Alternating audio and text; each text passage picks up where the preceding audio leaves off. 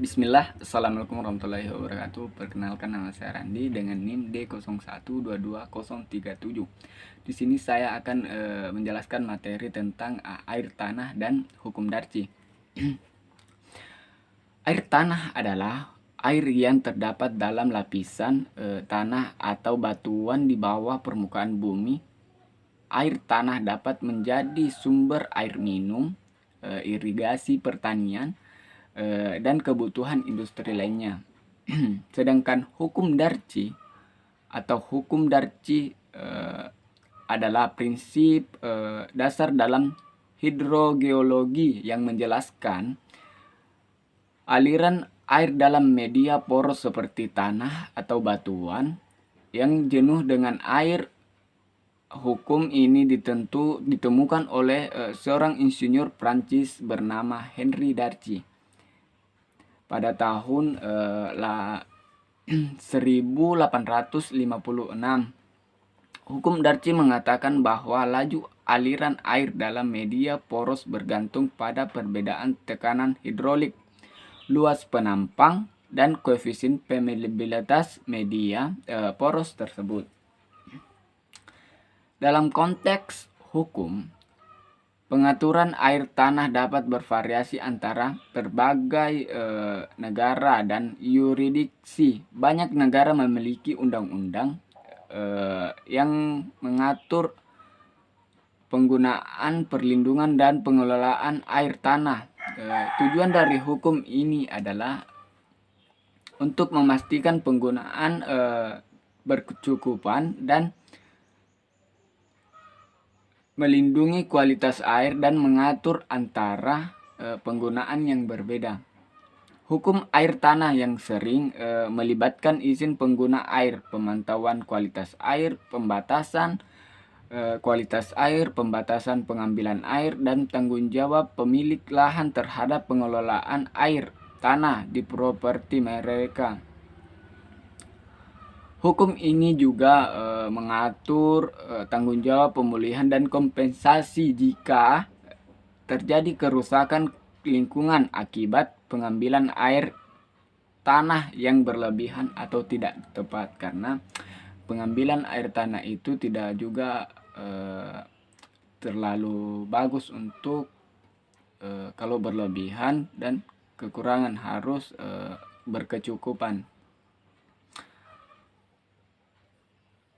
Apa batasan hukum Darcy? Hukum Darcy dapat diterapkan pada banyak situasi tetapi tidak sesuai dengan asumsi tersebut. Aliran tak jenuh dan jenuh, aliran batuan retak, dan media granular. Aliran transien dan aliran keadaan tunak mengalir di akuifer dan aquifer. Aliran sistem homogen dan heterogen. Nah, pengertian air tanah berdasarkan Undang-Undang Nomor 7 Tahun 2004 mengenai sumber daya air yang mendefinisikan air tanah sebagai air yang terdapat pada lapisan batuan di bawah permukaan tanah. Menurut ASDAQ di tahun 2002, air tanah adalah segala bentuk aliran air hujan yang mengalir di bawah permukaan tanah sebagai akibat dari gravitasi bumi. Struktur perlapisan geologi dan berbeda potensi kelembapan tanah. Air bawah permukaan ini kemudian dikenal sebagai air tanah. Seperti halnya yang bisa kamu lakukan, bisa membaca buku yang pada Iwayandredana tentang air tanah karya. Manfaat air tanah. Secara umum, air memiliki berbagai manfaat penting bagi kehidupan tak hanya manusia, tapi juga makhluk bumi seperti hewan dan tumbuhan. Dengan adanya permasalahan banjir dan kekeringan di setiap tahun di Indonesia. Masalah ini hari-hari. Sangat penting untuk diatasi, temukan solusi. Nah, kandungan unsur air tanah menurut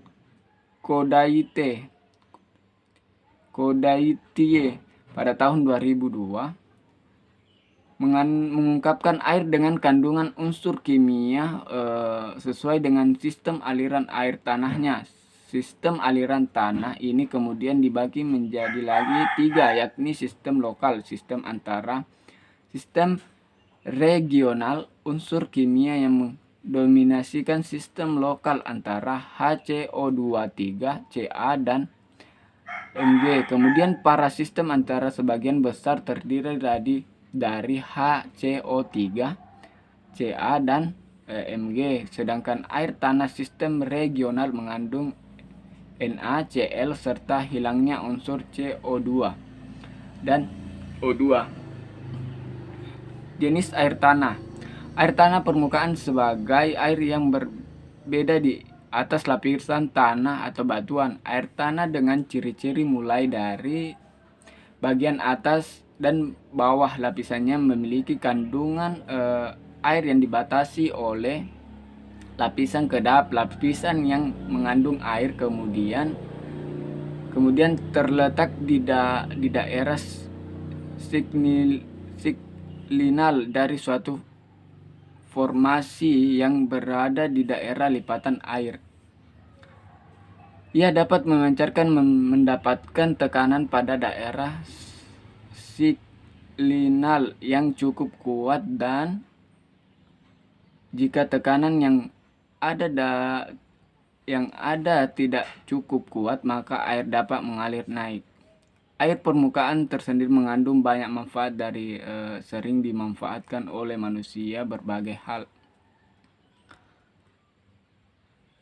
Sekarang kita masuk kerusakan sumber air. Kerusakan sumber air, daya air tidak umumnya tak dapat dipisahkan dari kerusakan di sekitarnya. Misalnya saja tekanan penduduk, kerusakan lahan, vegetasi. Ketiga hal ini saling berkaitan dengan mempengaruhi ketersediaan sumber air kondisi tertentu.